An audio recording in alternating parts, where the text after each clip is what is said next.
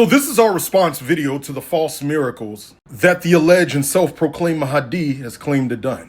And then we're going to give commentary. Listen to this and look at this blasphemy. Apostolic peace be upon him, he's been fighting evil and injustice and oppression since the beginning.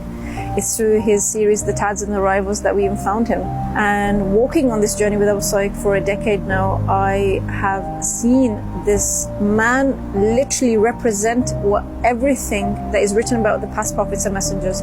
Jesus, Muhammad, and Moses, whatever they represented, this man represents.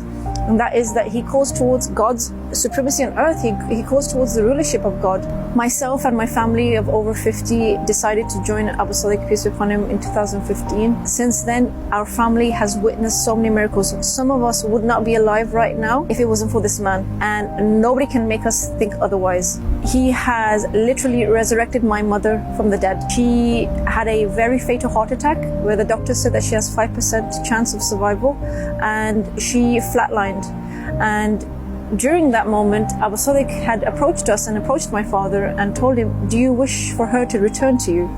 And my father could see the care and love he had in his eyes. He was so... Now, I hear a lot of people saying that he's an actor and he's not serious. Here's the problem with that still. Even if he is acting, people are still being deceived. I'm being tagged in videos left and right.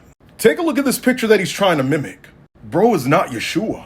Look at this that he's trying to mimic. It would be one thing if he was actually a believer and he was speaking for Yeshua. He's not.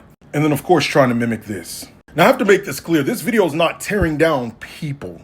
It's tearing down false doctrine and false signs and wonders. Now, I want to make it clear. I am not saying he is the Antichrist. He is a false prophet and an Antichrist. He lied and said Jesus wasn't crucified. In fact, he's saying that the soul of Jesus was not in his body when he was crucified, and said that an angel replaced him in his body. And there's a lot of people deceived by this. Now, if he's the Antichrist or not, that's to be determined. What we do know is when the Antichrist himself will come on the scene, that he'll be able to do lying signs and wonders as well. And people will follow him because of that. So even if he's not the Antichrist, he's a great typology, even if he is acting, which you can't play with the devil that long and not walk with him.